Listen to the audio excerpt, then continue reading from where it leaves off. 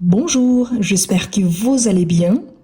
Aujourd'hui, je vous propose un exemple de production écrite correspondant à la première section du TEF. C'est quoi le TEF?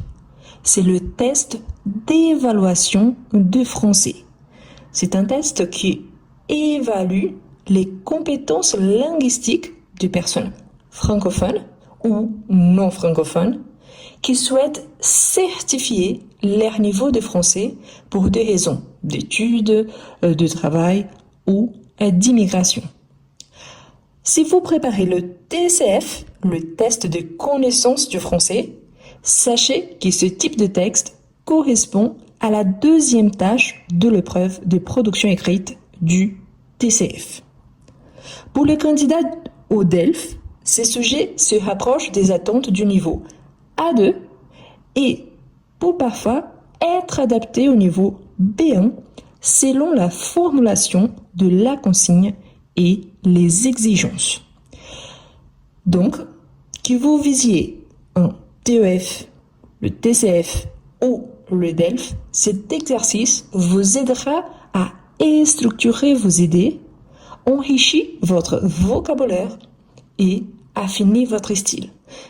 Vraiment, c'est une excellente façon de vous entraîner à rédiger avec clarté et surtout cohérence. Ah, et super important, avant de commencer, dans la description de cette vidéo, je vous laisse la recommandation de mon livre qui s'appelle « Comment mieux écrire en français ». Il a été fait pour vous qui souhaitez réussir votre production écrite. Vous êtes prêts? C'est parti. Bien. Ici, nous avons un court article et ensuite nous avons notre consigne. Nous allons lire ensemble et après rédiger la suite de cet article. C'est une consigne assez fréquente quand il s'agit du TEF et parfois on le retrouve également, comme je vous ai dit, des structures similaires au TCF ou au DELF. Eh bien, les réseaux sociaux attirent de plus en plus d'enfants, parfois très jeunes. Pourtant, ces plateformes exposent les mineurs à des contenus inadaptés, à la cyberviolence ou encore à des problèmes de dépendance. Donc ici, nous avons notre article. On l'a su identifier, j'imagine que vous aussi. Ici, il s'agit d'un texte qui parle de quoi? Donc, parle des réseaux sociaux et surtout de l'exposition des enfants vis-à-vis des réseaux sociaux. Quels sont les risques? Donc, lisez attentivement ces courts textes, puis rédigez une suite logique et cohérente.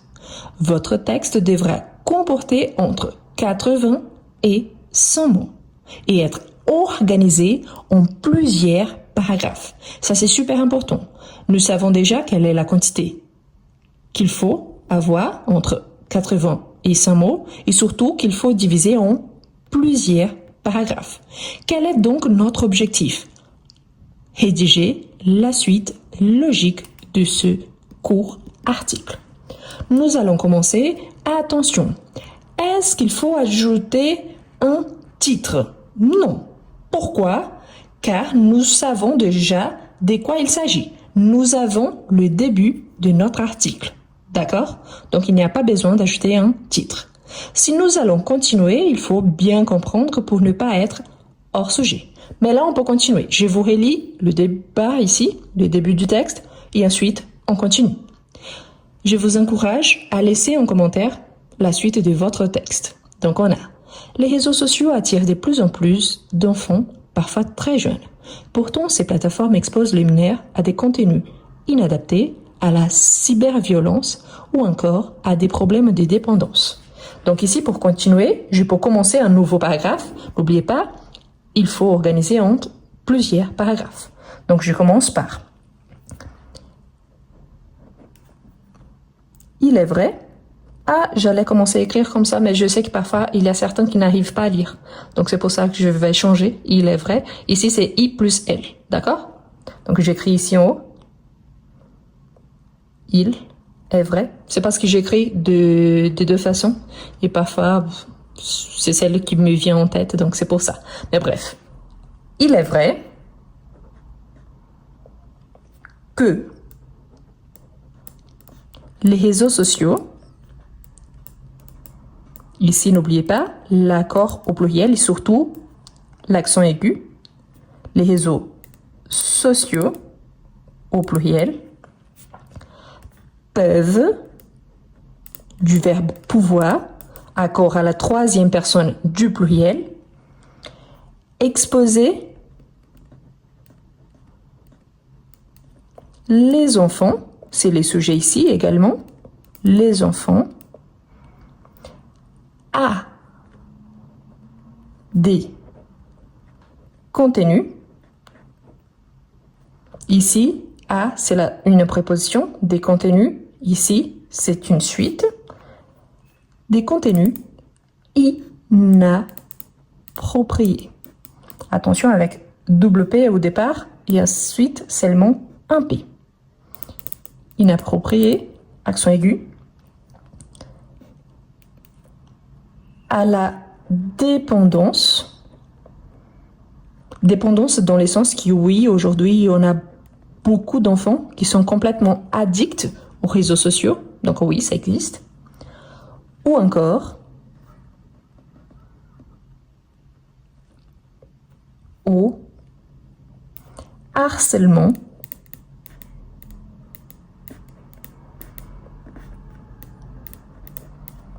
en ligne. Ça, c'est un sujet très important, de façon que les écoles en général, nous faisons vraiment beaucoup de rendez-vous avec les parents et on montre bien aux enfants ce qu'il ne faut surtout pas faire sur les réseaux sociaux, dans le sens que faire du harcèlement, ça peut générer des conséquences assez graves. Donc, voire l'irréparable. Donc, c'est pour ça qu'il faut les sensibiliser à ces sujets depuis le plus jeune âge. Bien, donc on a déjà une introduction. Ensuite, on va donner des arguments. Par exemple, le fait qu'aujourd'hui, c'est difficile pour les parents d'interdire aux enfants d'avoir l'accès. Parce que même si on les interdise sur leur portable, ils peuvent encore avoir accès à travers les amis, à travers l'école, à travers d'autres ambiances. Donc, bien sûr, on essaye toujours de les surveiller, mais on ne peut pas les surveiller à 100%. Donc, c'est ça qu'on va travailler dans notre prochain paragraphe. Cependant, c'est un équivalent à mais, pourtant, mais là, donc j'essaye de m'approcher un peu plus du niveau B1. Donc, cependant, interdire totalement ces plateformes. Quelles plateformes? Des réseaux sociaux. Donc ici, on pourrait dire YouTube, Instagram, TikTok, parmi d'autres. Ces plateformes n'est ni réaliste. Pourquoi? Parce qu'on essaye en tant que parent, mais les enfants peuvent avoir accès d'une autre façon. Ni efficace. Pourquoi? Parce que normalement, quand on interdit quelqu'un de faire quelque chose, ça attire aussi l'envie de le faire. Parfois, ça arrive, n'est-ce pas? Donc, il est plus judicieux. Judicieux, c'est un synonyme dans ce contexte ici. Plus efficace, donc plus judicieux, d'accompagner avec double C, d'accompagner les jeunes. Je pourrais utiliser les enfants, mais les enfants sont également jeunes. De leur apprendre à ces enfants, de leur apprendre. Donc, apprendre à eux, c'est pour ça que j'utilise ici l'air. L'air, c'est les compléments d'objets indirects. À les utiliser avec prudence et esprit critique. Donc l'objectif ici, c'est vraiment sensibiliser aux enfants par rapport aux dangers, mais aussi qu'il y a parfois des côtés positifs, mais qu'il faut pas interdire, mais surtout surveiller et les sensibiliser surtout. D'accord? Donc, ici, on peut ajouter encore un paragraphe de plus, donc les parents et les éducateurs, dans le sens que les enfants ont plus de contacts avec ces gens-là, soit à l'école, soit dans les centres de loisirs, soit à la maison, doivent jouer un rôle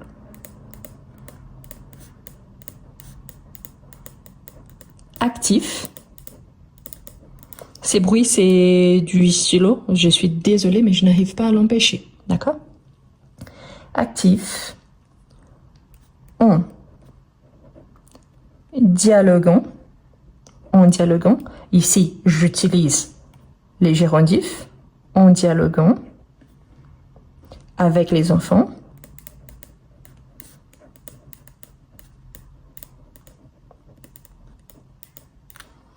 En dialoguant avec les enfants et en posant des limites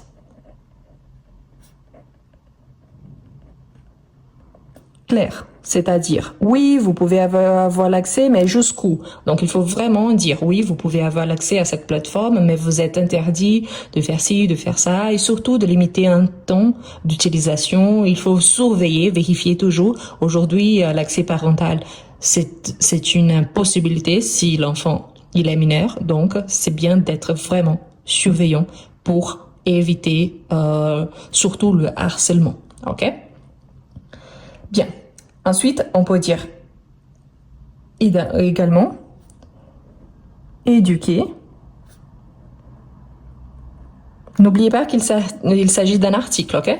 Donc, ce n'est pas vraiment un avis personnel, mais un avis général, d'accord?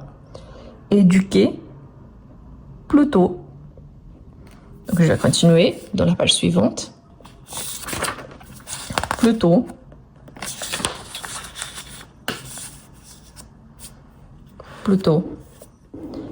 qu'interdire. Donc, je reprends cette idée. Donc, leur offrir. Vous voyez qu'ici, j'utilise à nouveau l'air. Pourquoi l'air au singulier si je parle des enfants?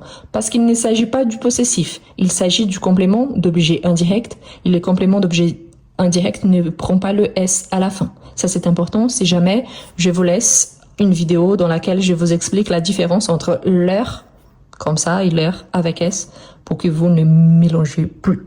D'accord? Donc, leur offrir les outils pour grandir en sécurité. N'oubliez pas que je parle des enfants, donc ils sont en train de grandir, mais surtout en sécurité.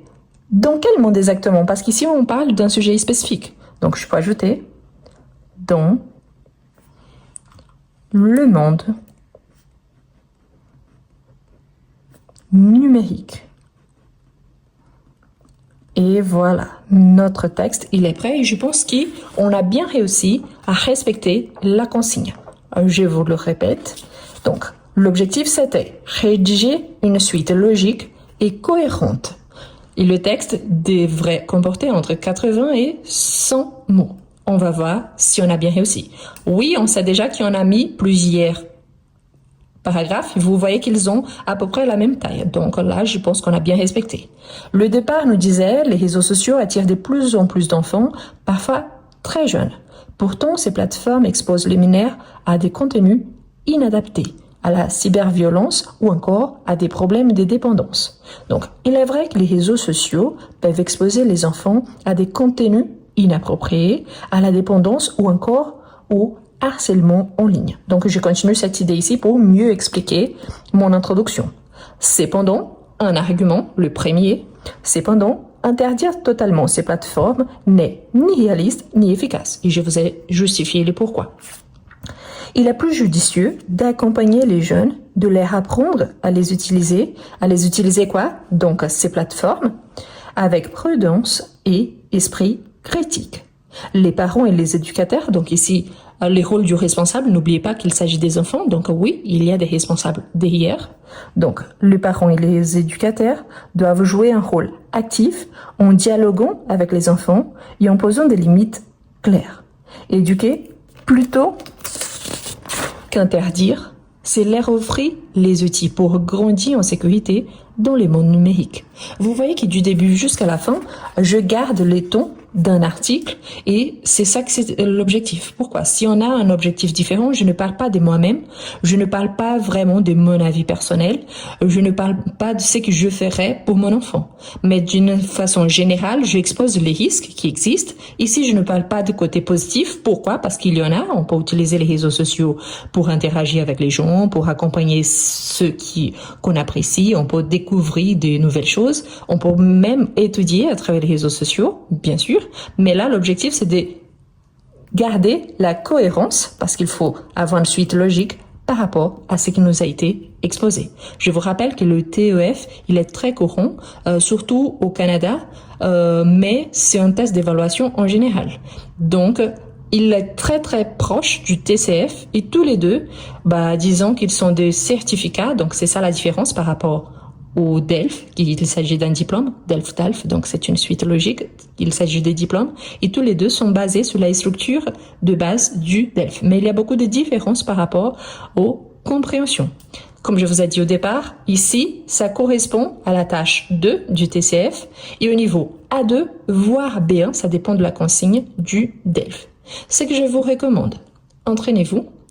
Surtout, si vous avez des difficultés avec la production écrite, je vous recommande fortement comment mieux écrire en français parce que l'objectif c'est ça. Parfois, on a des difficultés à bien comprendre la consigne et ensuite continuer. Surtout en sachant que le TEF, il a deux sections. La section A, qui c'est une suite, et ensuite il y a une section B, qu'il s'agit de rédiger un texte de 200 mots minimum. Et là, vous avez un temps délimité. Donc, plus vous vous entraînez, plus vous allez vous améliorer. Et par conséquent aussi, si vous avez une facilité justement pour bien commencer votre introduction, bien développer vos arguments et faire une belle conclusion, là, vous serez plus proche de ce qui a été demandé. Par rapport à la quantité de mots, je les comptais depuis le départ.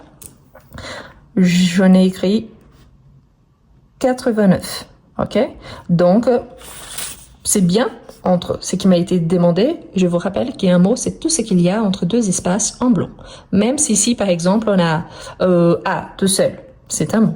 On a ici, par exemple, né. Donc, on a la négation, ne, plus le verbe être, est.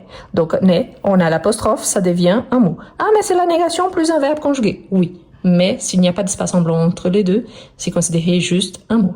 Donc, c'est bien parce que si je me trompe, au moins, j'ai dépassé la quantité minimale et je n'ai pas atteint la quantité maximale. Donc là, vraiment, je suis dans la moyenne. Donc, c'est super. D'accord? Je vous recommande à regarder d'autres vidéos et surtout, laissez-moi en commentaire si vous avez déjà travaillé ces sujets-là, si vous aviez déjà vu de textes pareils et laissez votre avis aussi par rapport à ce qui vous pensez par rapport à ces sujets pour continuer le texte. Merci beaucoup et à la prochaine! Est-ce que vous avez des difficultés à écrire en français? Est-ce que vous êtes capable de comprendre mais vous n'arrivez pas à bien écrire? Vous êtes capable de lire en français mais vous avez du mal à développer un petit texte. Je vous présente Comment mieux écrire en français? Un livre conçu pour vous, quelqu'un qui aimerait bien écrire en français. Le livre présente 11 unités, parmi lesquelles vous retrouverez toujours des astuces précieuses pour améliorer votre niveau. À chaque fois, vous aurez des explications suivies des exemples et des suggestions de lecture. Et en plus, à chaque fois, il y a un exercice au niveau débutant, en fait, plusieurs exercices, suivis des exercices au niveau intermédiaire. Ce qui vous permettra, si vous êtes débutant, d'avancer et si vous êtes intermédiaire, pas seulement d'avancer, mais aussi de réviser. Voilà les liens pour acquérir votre livre. Vous pouvez copier-coller sur votre page de recherche et vous pouvez le trouver aussi dans le premier commentaire et dans la description de cette vidéo.